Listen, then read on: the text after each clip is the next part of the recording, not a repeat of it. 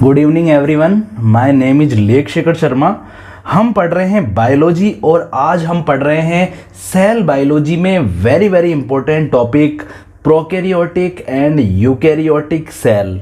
देखिए हम यहाँ पर है ना प्रोकैरियोटिक एंड यूकैरियोटिक सेल के बारे में तो पढ़ ही रहे हैं, साथ ही साथ हम यहाँ पर एनिमल सेल और प्लांट सेल को भी पढ़ेंगे। तो आप ध्यान पूर्वक देखिए। अगर चैनल पर नए हैं तो चैनल को सब्सक्राइब कीजिए ताकि मेरे द्वारा डाले गए वीडियो का नोटिफिकेशन आपको प्राप्त हो सके। देखिए ध्यान पूर्वक, प्रोकैरियोटिक एंड यूकैरियोटिक सेल। देखिए इस दुनिया में जितनी भी सेल्स पाई जाती है ना, वो 2 टाइप की होती है। कितने टाइप की होती है? इस वर्ल्ड में जितनी भी सेल्स पाई जाती है वो 2 टाइप की होती है। चाहे वो सेल किसी काऊ में पाई जाए, चाहे वो सेल किसी बफेलो में पाई जाए, चाहे वो सेल किसी ह्यूमन में पाई जाए, चाहे किसी बैक्टीरिया में पाई जाए, चाहे किसी फंगस में पाई जाए, किसी में भी पाई जाए, सेल 2 टाइप की ही होती है, prokaryotic cell and eukaryotic cell. सबसे पहले हम पढ़ेंगे यूकैरियोटिक सेल के बारे में। अगर आपको यूकैरियोटिक सेल समझ में आ जाएगी तो आपको प्रोकैरियोटिक सेल समझने में कोई परेशानी नहीं होगी। देखिए आप ध्यानपूर्वक, यूकैरियोटिक सेल, ये जो यूकैरियोटिक जो वर्ड है, ये 2 वर्ड से मिलकर बना है, यू एंड कैरियन। यू मतलब होता है वेल और कैरियन मतलब होता है न्यूक्लियस, अर्थात ऐसी सेल जिसके अंदर वेल डेवलप्ड न्यूक्लियस होता है या वेल न्यूक्लियस पाया जाता है, सुसंगठित केंद्रक पाया जाता है, ऐसी सेल को यूकैरियोटिक सेल कहते हैं। जिन सेल में organized nucleus and double layered cell organelles जैसे कि chloroplast, mitochondria, endoplasmic reticulum, Golgi bodies etcetera पाए जाते हैं, उन्हें ही यूकैरियोटिक सेल्स कहते हैं। देखो यहाँ पर मेन चीज क्या है? मेन चीज है न्यूक्लियस। क्या है मेन चीज? है न्यूक्लियस। आपने हमेशा देखा होगा, न्यूक्लियस को आपने देखा होगा, सेल के बीच में एक बड़ा सा काला काला सा ऐसा कुछ बना हुआ रहता है। आपने 6 क्लास में, 7 क्लास में, 10th बीएससी, आपने जहां पर भी आपने सेल का डायग्राम देखा होगा वहां पर आपने देखा होगा न्यूक्लियस सेंटर में पाया जा रहा है, और आपने हमेशा न्यूक्लियस को गोल ही देखा होगा। तो जो न्यूक्लियस आपको गोल दिखाई देता है ना, तो समझ जाना जिस सेल के अंदर आपको गोल न्यूक्लियस दिखाई दे रहा है, सुंदर सा न्यूक्लियस दिखाई दे रहा है, वो सेल यूकैरियोटिक सेल होती है। देखो समझो, जैसे देखो यह एक सेल है और इस सेल के अंदर देखो ये न्यूक्लियस है। अब ये न्यूक्लियस का जो मटेरियल है या जो ये अपन बोल रहे हैं न्यूक्लियर जो मटेरियल है या जो नाभिकीय पदार्थ है या जो केंद्रकीय पदार्थ है, ये क्या हो रहा है? ये बाहर नहीं आ रहा है, ये साइटोप्लाज्म के अंदर बाहर नहीं आ सकता है, क्योंकि इस न्यूक्लियर मटेरियल के चारों तरफ पाया जाता है न्यूक्लियर मेम्ब्रेन। क्या पाई जाती है इसके चारों तरफ? न्यूक्लियर मेम्ब्रेन पाई जाती है। तो अपन कह सकते हैं कि यह वेल न्यूक्लियस है या पूरी तरह से कंप्लीटली ऑर्गेनाइज्ड न्यूक्लियस है। तो जिन सेल्स के अंदर ऑर्गेनाइज्ड न्यूक्लियस पाया जाता है, सुसंगठित केंद्रक पाया जाता है, और जिनमें डबल लेयर्ड सेल ऑर्गेनल्स पाए जाते हैं, द्विस्तरीय 2 स्तर वाले क्या पाए जाते हैं? कोशिकांग पाए जाते हैं, जैसे क्लोरोप्लास्ट हो गया, मतलब हरित लवक हो गया, माइटोकॉन्ड्रिया जिसे सूत्रकणिकाएं भी कहते हैं, एंडोप्लाज्मिक रेटिकुलम, ER बोलते हैं इसे शॉर्ट में। क्या बोलते हैं? ER कहते हैं हिंदी में। इन्हें अंतःद्रवीय जालिका के नाम से जाना जाता है। क्या नाम है इनका? अंतःप्रद्रवीय जालिका। गोल्जी बॉडीज जिसे गोल्जी काय भी कहते हैं, एक्सेट्रा जिस भी सेल में पाए जाएंगे वो सेल क्या कहलाएगी? यूकैरियोटिक सेल कहलाएगी। ठीक है। इनमें न्यूक्लियस में मोर देन 1 न्यूक्लियोलस पाए जाते हैं। क्या बोल रहा है ये? कि जो यूकैरियोटिक सेल होते हैं उसके न्यूक्लियस में, मतलब उसके केंद्रक में मोर देन 1 एक से अधिक क्या पाए जाते हैं, न्यूक्लियोलस पाए जाते हैं। मतलब कि केंद्रक में एक से अधिक केंद्रिकाएं पाई जाती है। क्या पाई जाती है, एक से अधिक केंद्रिका, मतलब कि क्या पाई जाती है, एक से अधिक केंद्रिका पाई जाती है। लो अपन एक से अधिक बना देते हैं, यहाँ पर भी मैं बना देता हूँ। क्या पाई जाती है, एक से अधिक केंद्रिका पाई जाती है। देखो आप ध्यानपूर्वक, न्यूक्लियस क्या है, केंद्रक है, और केंद्रक के अंदर क्या भरा हुआ है, केंद्रकीय पदार्थ भरा हुआ है। अब क्या होता है, जिस स्थान पर केंद्रकीय पदार्थ अर्थात न्यूक्लियर मटेरियल, ये न्यूक्लियर मटेरियल क्या है, क्रोमोसोम। देखो नाभिक के अंदर क्या पाया जाता है, क्रोमोसोम मिलेंगे। एक तो क्या मिलेंगे, क्रोमोसोम मिलेंगे। ये धागे नुमा जो स्ट्रक्चर आपको दिखाई दे रही है, ये स्ट्रैंड लाइक स्ट्रक्चर, ये धागे नुमा जो आपको संरचनाएं दिखाई दे रही है, क्या है, ये क्रोमोसोम है। साथ ही साथ अंदर थोड़ा लिक्विड मिलेगा, जिसको क्या बोलेंगे अपन, केंद्रक द्रव्य के नाम से जाना जाएगा। ठीक है, न्यूक्लियोप्लाज्म कहेंगे जिसे, क्या कहेंगे, न्यूक्लियोप्लाज्म कहेंगे। साथ ही साथ अंदर histone and non histone protein भी मिलेगी। तो अंदर क्या है, अंदर है क्रोमोसोम है, न्यूक्लियोप्लाज्म है, हिस्टोन नॉन हिस्टोन प्रोटीन आदि भरा हुआ है। किसके अंदर, केंद्रक के अंदर, यानी कि न्यूक्लियस के अंदर। अब क्या होता है, न्यूक्लियस में सबसे मेन मटेरियल है क्रोमोसोम। क्या है मेन मटेरियल, क्रोमोसोम है। क्रोमोसोम की डेंसिटी जहां सबसे ज्यादा होगी, जहां क्रोमोसोम न्यूक्लियस में सबसे ज्यादा घनत्व में होंगे ना, वहां ये बिंदु जैसी संरचनाओं के रूप में पाए जाएंगे। तो एक पॉइंट लाइक स्ट्रक्चर के रूप में पाए जाएंगे, जिसे ही न्यूक्लियोलस या केंद्रिका के नाम से जाना जाता है।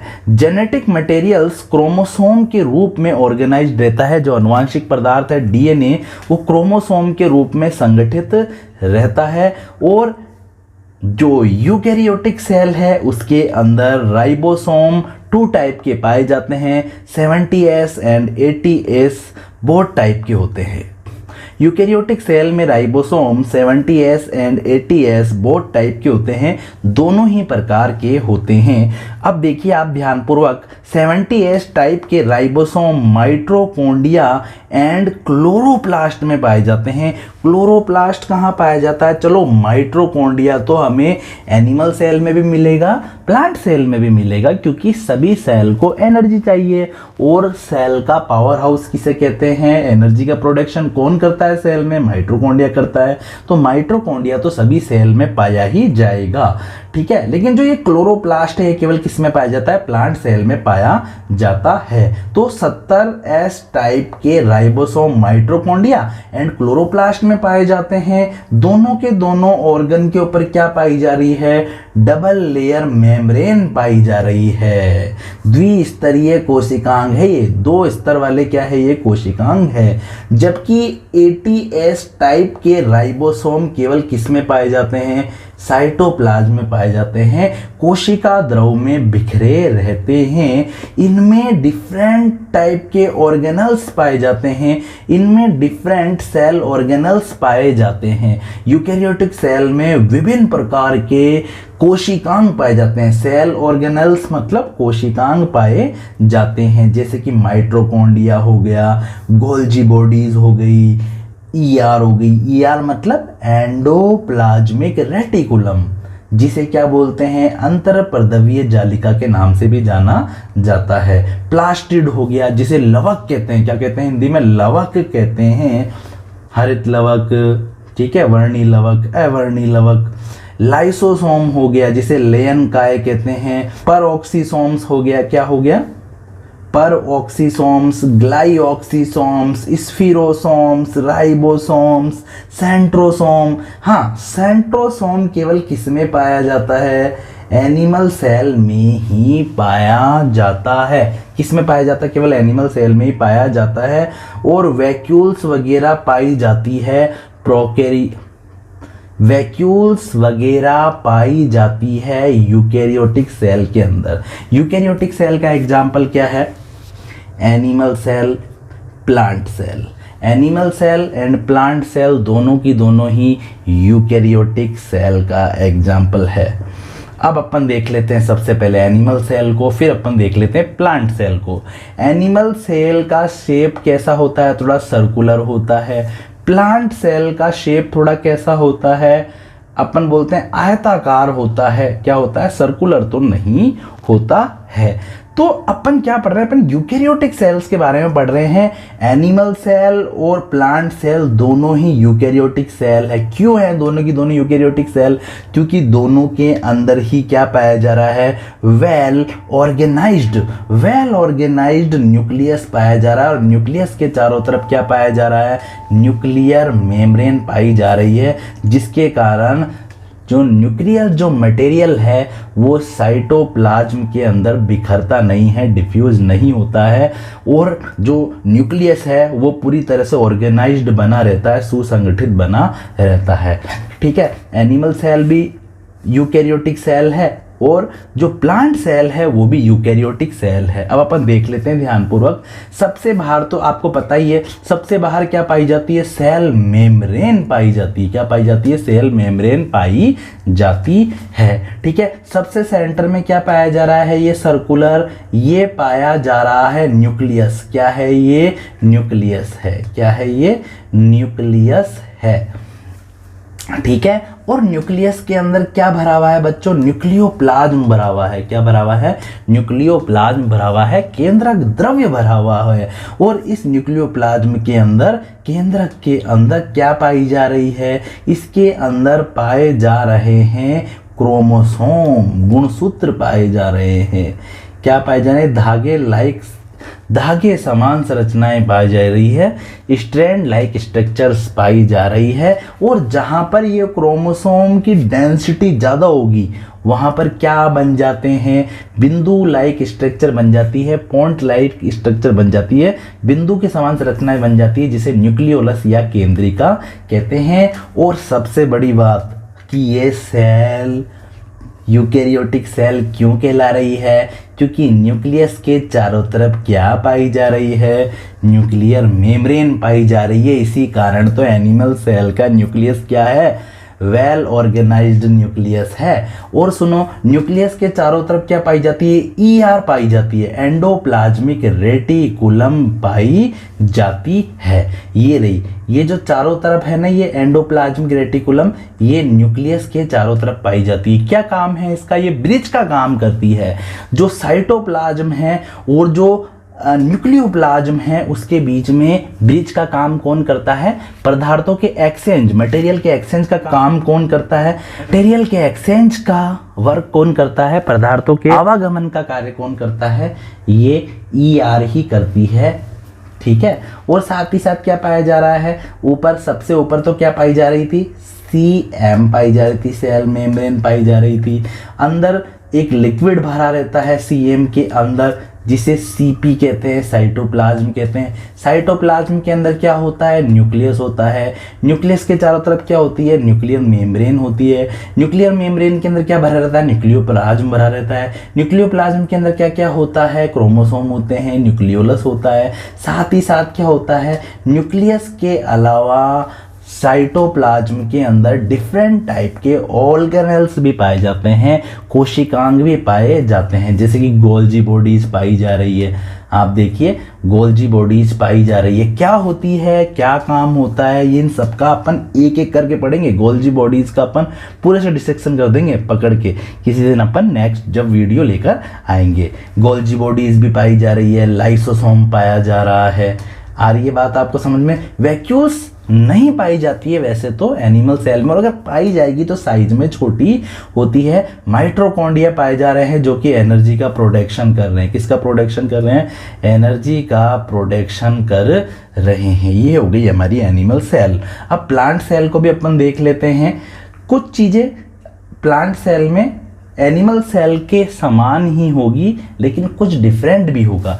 जैसे कि यहाँ पर एनिमल सेल के अंदर जो वैक्यूल थी वो बिल्कुल छोटी है, या अपन बोल सकते हैं एब्सेंट है। लेकिन यहाँ पर जो राजधानी या जो वैक्यूल्स पाई जा रही है प्लांट सेल में वो बहुत बड़ी है, जिसके कारण जो न्यूक्लियस है वो बिल्कुल किसके पास में आ गया, सेल मेम्ब्रेन के बिल्कुल पास में आ चुका है। लेकिन यहाँ पर न्यूक्लियस क्या है, एनिमल सेल के अंदर सेंटर में होता है। और देखिए ध्यानपूर्वक, अब अपन देखते हैं सबसे बाहर क्या पाई जाती है, सेल वॉल पाई जाती है, कोशिका भित्ति पाई जाती है।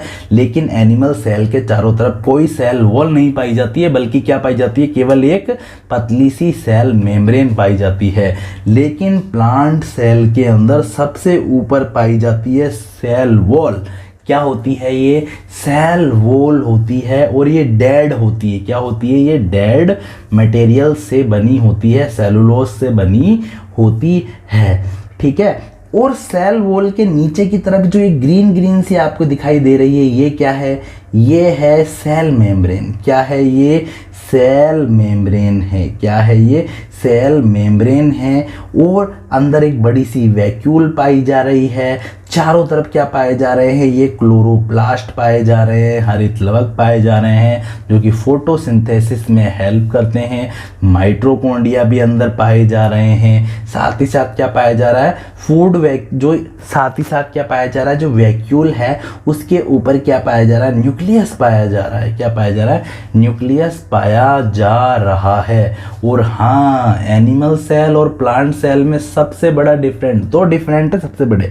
सबसे पहली बात तो प्लांट सेल के चारों तरफ सेल वॉल पाई जाती है, लेकिन एनिमल सेल में सेल वॉल नहीं पाई जाती है। और हाँ, यहाँ पर सेंट्रोसोम पाया जाता है। एनिमल सेल के अंदर क्या पाया जाता है, सेंट्रोसोम पाया जाता है।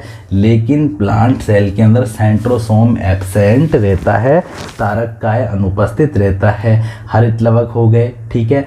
कोशिका द्रव पाया जाता है अंदर। साइटोप्लाज्म में तो सबको ही पता है पाया जाता है। एक्टिन फाइबर्स पाए जा रहे हैं। न्यूक्लियस पाया जा रहा है। न्यूक्लियस के चारों तरफ न्यूक्लियर मेम्ब्रेन पाई जा रही है। और न्यूक्लियस के बीच में आपको पता ही है, न्यूक्लियोप्लाज्म में क्या पाया जाता है, न्यूक्लियोलस पाया जाता है, केंद्रिका पाई जाती है। यहाँ पर जो सेल मेम्ब्रेन है उसके पास में परऑक्सीसोम्स होते हैं, जो कि ऑक्सीडेशन का कार्य करते हैं। केंद्रक के चारों तरफ 2 टाइप की क्या पाई जा रही है, ER पाई जा रही है। खुरदरी अंतर्प्रद्रवीय जालिका पाई जा रही है, जिस पर क्या चिपके रहते हैं, राइबोसोम चिपके रहते हैं। और ये ER प्रोटीन के सिंथेसिस का कार्य करती है, क्योंकि राइबोसोम प्रोटीन के संश्लेषण का कार्य करते हैं। और साथ ही साथ केंद्र के चारों तरफ चिकनी अंतर्प्रद्रवीय जालिका भी पाई जा रही है, जिसे स्मूथ ER कहते हैं या स्मूथ एंडोप्लाज्मिक रेटिकुलम कहते हैं। इसके ऊपर कोई राइबोसोम चिपके नहीं रहते हैं। एक बार जाते जाते मैं आपको पूरा बता देता हूँ। सबसे बाहर पाई जा रही है सेल वॉल। सेल वॉल के अंदर पाई जा रही है सेल मेम्ब्रेन। मैं यहाँ लिख देता हूँ CM, सेल मेम्ब्रेन।